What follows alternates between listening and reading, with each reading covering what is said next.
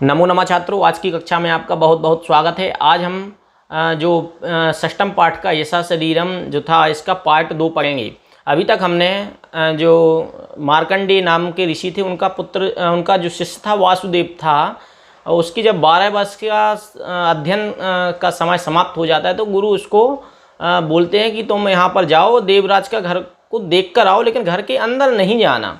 तो ऐसा ही वह करता है और देवराज के घर को जाता है। तो जैसे रास्ते में जाता है और उस गांव पहुंचता है तो उसके लिए महिलाओं ने भी बुरा भला कहा, उसके लिए भोजन इत्यादि भी नहीं मिला। इसके बाद जब वह वापस आता है, उसके लिए खाना पीना इत्यादि कुछ नहीं मिलता है। तो वह जब अगले दिन वहाँ आता है गुरुकुल में, तो गुरु ने क्या कहा, तुम अब यहाँ से एक काम और करना है कि तुम रामदेव के घर और जाना है तुमको, और उसके घर को तुम्हें देख कर आना है। तो वह जाता है और रास्ते में उसको सोमपुर नामक एक गांव मिलता है। वहाँ पर एक जो माता रहती है वह बोलता है कि हमको रामदेव के यहाँ जाना है। तो जैसे ही नाम सुना और उसको पानी इत्यादि भोजन इत्यादि उन्होंने दिया। अब आगे क्या होता है उसको आज हम पढ़ेंगे। अहो प्रातः स्मरणीय सा, अरे वह रामदेव तो जो है प्रातः स्मरणीय है। इति उक्त्वा सा माता वासुदेवम सहिष्णुम अंतः नीत्वा भोजनादिकम दत्वा सत्कृतवती। ऐसा कह के वह माता वासुदेवम सहिष्णुम अंतः नीत्वा, वासुदेव को प्रेम सहित अंदर ले जाकर भोजनादिकम दत्वा, भोजन इत्यादि देकर उसका सत्कृतवती, सत्कार किया। ततः निर्गता वासुदेव अब जो था वहां से निर्गता मतलब निकल गया, आगे गया। वासुदेव रामनाथपुरम प्राप्त, रामनाथपुर पहुंचकर रामदेवस्य गृहम कुत्र, किसी से पूछता है रामदेव का घर कहाँ है। इति कश्चित अपृच्छत, ऐसा किसी से पूछता है। सा अपि सत्कृत्य स्वयं आगत्य रामदेवस्य गृहम प्रादर्शत, अर्थात वह भी सत्कृत उसका सत्कार करता है और स्वयं जो अपना कार्य करता है उसको छोड़कर क्या करना, उसके साथ आ जाता है। किसके? वासुदेव के साथ आता है और उसका घर तक उनको पहुंचा देता है। दूरात एव तत् दृष्ट्वा वासुदेव गुरुकुलम प्रत्यागच्छत, अब दूर से ही वासुदेव ने वह घर देखा और कहाँ की ओर? गुरुकुल की ओर प्रस्थान कर जाता है। ठीक है ना। रामदेव का भी दूर, देवराज का भी दूर से देखा, रामदेव का भी दूर से देखा। अब दिन द्वयस्य अनंतरम गुरु अकथयत, अब 2 दिन के बाद गुरु क्या कहते हैं? वासुदेव भवान इतः स्वगृहम गंतुम अर्हति, अब तुम यहाँ से अपने घर जा सकते हो, लेकिन गमनात् पूर्वम भवता देवराज रामदेवियो पूर्ण परिचया प्राप्तव्या इति। अब लेकिन तुमको घर जाने से पहले भवता देवराज और रामदेव का पूरा परिचय प्राप्तव्या इति, तुमको उनका दोनों का पूरा परिचय प्राप्त करना है। इस प्रकार एतत् आदेशं पालयन् वासुदेवः पुनरपि द्वारकापुरं प्राप्य देवराजस्य गृहम अगच्छत, इस आदेश का पालन करता हुआ वासुदेव पुनरपि फिर से द्वारकापुरम प्राप्य देवराजस्य गृहम अगच्छत, और देवराज के घर अगच्छत मतलब जाता है। अब वह उनके घर जाता है। अभी तक गांव गया था लेकिन अब घर जाता है।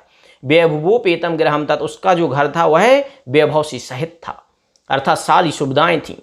द्वार रक्षक तस्य प्रसेदम निषिद्धवान, अर्थात जो द्वार रक्षक थे उन्होंने तस्य प्रवेशा, उस वासुदेव के प्रवेश को निषिद्धवान अर्थात रोक दिया, अर्थात तुम अंदर नहीं जाओ, ऐसा कह दिया।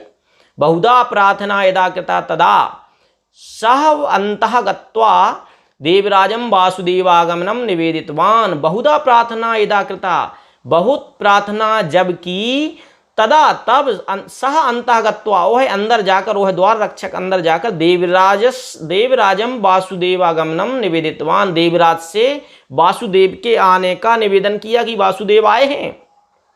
कोपेन एव बहि आगत्य, गुस्से में ही बाहर आकर देवराज, कौन? देवराज बाहर आया। किम धनम याचितुम आगतम भवता, किम धनम याचितुम, क्या धन मांगने के लिए आए हो? भवता मतलब तुम्हारे द्वारा क्या यहाँ पर धन मांगने के लिए आए हो, या तुम्हारे द्वारा यहाँ पर धन मांगने आया गया? मया कस्मैचित् किमपि न दीयते, मैं किसी के लिए कुछ भी नहीं देता हूं या दिया जाता है। मम विश्रांति नाशिता भवता, मेरा जो आराम था, मैं जो आराम कर रहा था वो तुमने नाश किया है, उसको तुमने खत्म किया है। निर्गम्यता मिता, तुम यहां से चले जाओ। इति तर्जित्वा तम प्रेषितवान, ऐसा उसको चिल्लाकर उसको बोलकर भगा दिया। ततः वासुदेवा रामनाथपुरम प्राप्य देवराजस्य गृहम अगच्छत। इसके बाद वासुदेव रामनाथपुरम प्राप्य, रामनाथपुर पहुंचकर रामदेवस्य गृहम अगच्छत, रामदेव के घर जाता है। परड़ई निर्मितम गृह प्राचीनम गृहम तत्, परड़ई अर्थात घास की तिनकों से निर्मित बना हुआ, प्राचीनम गृहम तत् उसका प्राचीन घर था, अर्थात एक झोपड़ी घास फूस की बनी हुई थी।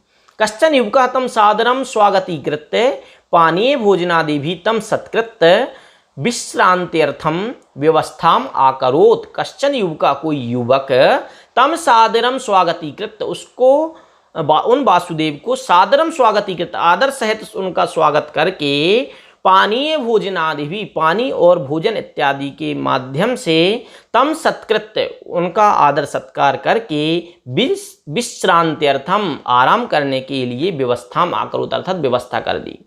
किसी एक युवक ने वहाँ पर उनके लिए उनका स्वागत किया, भोजन पानी दिया और आराम करने की भी व्यवस्था कर दी।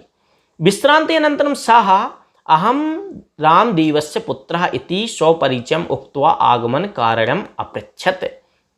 विश्रांति अनंतरम, जब वासुदेव ने विश्राम कर लिया तो इसके बाद सः, वह युवक जिसने उनके लिए भोजन इत्यादि दिया था, वासुदेव को भोजन इत्यादि दिया था, वो क्या बोलता है, अहम रामदेवस्य पुत्र, मैं रामदेव का पुत्र हूँ।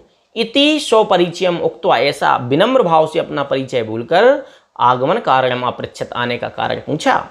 तदा वासुदेव रामदेवस्य दर्शन इच्छा प्राकटयते, तब वासुदेव ने रामदेव के दर्शन की इच्छा प्रकट की। तदा पुत्रा एकम भावचित्रम प्रदर्श्य मम पिता 20 वर्षेभ्यः पूर्वम एव दिवंगतः। तब वासुदेव रामदेव से दर्शन इच्छा प्रकट, जब वासुदेव ने रामदेव के दर्शन की इच्छा प्रकट की, तदा पुत्रा, तब उनका पुत्र, एकम भावचित्रम, भावचित्र मतलब एक फोटो, प्रदर्श मतलब दिखाकर, मम पिता 20 वर्षेभ्यः पूर्वम एव दिवंगता, मेरे जो पिताजी हैं वो 20 वर्ष पहले ही दिवंगता मतलब स्वर्गवासी हो गए। इदानीं तस्य स्मृति मात्रम अस्ति लोके, अभी तो मात्र उनकी स्मृति शेष है, अर्थात उनकी यादें ही शेष बची हैं इस संसार में। इति विषादीन अवदत, इस प्रकार वह विषादीन मतलब दुखी होकर बोला। रामदेवः ग्रामस्य विकासाय देवालय, चिकित्सालय, विद्यालय, ग्रंथालय, धर्मशाला, उद्यानी यानी कारितवान तत्सर्वम अपश्यत वासुदेवः। रामदेव ग्राम के विकास के लिए उन्होंने देवालय बनवाया, चिकित्सालय, विद्यालय, ग्रंथालय, धर्मशाला और उद्यान इत्यादि जो भी उन्होंने बनवाए, तत्सर्वम अपश्यत वासुदेवा, उन्होंने, वासुदेव ने वह सब देखा। ग्रामे सर्वे रामदेवम सगौरवम स्मरंती, इसमें गांव में सभी रामदेव के लिए सगौरवम अर्थात गौरव सहित बहुत सम्मान के साथ स्मरण करते हैं, उसको याद करते हैं रामदेव को। देवराजे जीवती सती अपि कोपी तस्मिन आदरवान्ना, अर्थात देवराज तो अभी जीवित होने के बावजूद भी कोपी तस्मिन आदरवान्ना, कोई उसका आदर नहीं करता। रामदेवातु 20 वर्षेभ्यः पूर्वम एव दिवंगता, रामदेव तो जो है वह 20 वर्ष पहले ही मर गए। दिवंगता अर्थात स्वर्गवासी हो गए। चेदपि जना प्रतिदिनम तम स्मरंती, फिर भी लोग उनको रोज स्मरण करते हैं। या समाजहितम चिंत्यति सा मृतोपि जीवति, यह एक प्रश्न का उत्तर है, ध्यान रखना। यह समाजहितम चिंत्यति, जो समाज का हित चाहता है, सोचता है, सा मृतोपि जीवति, वह मरकर भी जीवित रहता है। ये वाक्य अपने दिमाग में हमेशा सेट रहना चाहिए। यह समाजहितम चिंत्यति सा मृतोपि जीवति, जो समाज का हित सोचता है वह मरकर भी जीवित रहता है। और यह स्वार्थ मात्रम चिंत्यति, जो स्वार्थ मात्र का चिंतन करता है, जो स्वार्थ के बारे में ही बस सोचता है, सातु जीवन नपि मृता एव, वह तो जीते हुए भी मरे हुए के समान है। इति अवगतवान वासुदेवा, ऐसा वासुदेव ने समझ लिया। मया रामदेवस्य जीवनम एव अनुकरणीयम, हमें रामदेव के जीवन का ही अनुकरणीयम अर्थात अनुसरणीयम, उसके जीवन का ही अनुसरण करना चाहिए, उस कदम पर चलना चाहिए, उन मार्गों पर चलना चाहिए जिन मार्ग पर रामदेव चले। इति संकल्पः 100 ग्रामम अगच्छत, इस प्रकार संकल्प करके 100 ग्रामम अगच्छत अर्थात अपने गांव की ओर वह वापस हो जाते हैं। तो गुरुजी ने सबसे पहला प्रश्न है, गुरुजी ने रामदेव को वासुदेव को रामदेव और देवराज के घर को देखने के लिए क्यों भेजा? क्योंकि वासुदेव का 12 साल का अध्ययन समाप्त हो गया। अध्ययन का मतलब सिर्फ क्या नहीं है, अध्ययन का मतलब सिर्फ ये नहीं है कि डिग्री ले लो। उन्होंने उसका जीवन कैसे जीना है उसका ज्ञान कराने के लिए वासुदेव को रामदेव और देवराज दोनों के व्यक्तित्व का परिचय कराया कि बताओ तुमको कौन सा व्यक्ति अच्छा लगा, तुमको कैसे आचरण करना चाहिए, तुमको वैभव से सहित होकर जीवन जीना है या जिसमें तुम्हारा नाम, यश, सम्मान, पताका पूरे विश्व में लहराए, ऐसा जीवन जीना है। तो यह शिक्षा हमको दी। यह पाठ बहुत ही महत्वपूर्ण पाठ है और यह पाठ जो है आपके पेपर में क्रम संयोजन में भी आ जाता है, इसमें से प्रश्नोत्तर भी आते हैं और साथ में जो पैरा आता है गद्यांश का 10 नंबर का उसमें से भी आ सकता है। तो यह पाठ 10 से 20 नंबर तक का हो सकता है, इसलिए इस पाठ को आप पूरे प्रश्नोत्तर इनके लगाना है और इसको बहुत अच्छे से समझना है। एक बार पुनः पूरे पाठ की समरी समझ लें कि इस पाठ में क्या कहा। जब मार्कंडेय नाम के ऋषि का एक वासुदेव का 12 साल का जब अध्ययन समाप्त हो गया तो वासुदेव से कहा तुम अब यहाँ से जाओ, लेकिन जाने से पहले तुम क्या करो, देवराज के घर को देख कर आओ, द्वारकापुरी जाओ, देवराज के घर को देख कर आओ, दूर से, घर के अंदर नहीं जाना। जब वहाँ वह जाता है तो गांव में किसी से पूछता है तो महिलाओं ने उसके लिए बुरा भला कहा। फिर मंदिर में भोजन चल रहा था तो भोजन खाने बैठा, किसी से पूछ लिया कि देवराज कैसा है, तो वहाँ भी उसके लिए खाना पानी नहीं मिला। इसके बाद वह जब वापस गुरुकुल पहुँचता है तो गुरुकुल जाने के बाद फिर गुरु ने कहा कि तुम कहाँ जाओ, रामदेव के घर रामनाथपुर जाओ। वहाँ जब वह जाता है तो क्या हुआ, वहाँ पर मार्ग में एक सोमपुर मिलता है तो माता ने उसका आदर सत्कार किया और जब गांव पहुँचता है तो एक व्यक्ति स्वयं चलकर रामदेव के घर उसको दिखाता है। अब इसके बाद जब वह गुरुकुल फिर वापस जाता है तो गुरुकुल में गुरु ने कहा कि तुम जाओ, उनका पूरा परिचय करके अपने घर चले जाओ, दोनों का पूरा परिचय कर लो और इसके बाद अपने घर जाओ। तो जब वह पुनः देवराज के घर जाता है तो उसका वैभव से सहित घर था और जब द्वारपाल ने उसको अंदर नहीं जाने दिया और जैसे ही सूचना दी तो देवराज भी क्रोधित होकर आया और कहा क्या धन मांगने आए हो, मैं किसी के लिए कुछ भी नहीं देता, ऐसा तर्जित तो अर्थात ताड़ कर या चिल्ला कर उसको भगा दिया। इसके बाद वह रामदेव के घर जाता है तो जब देखता है कि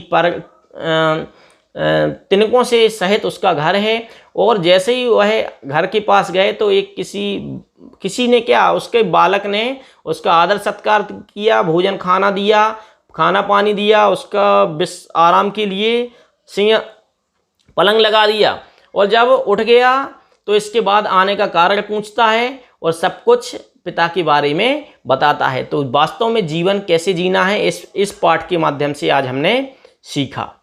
धन्यवाद।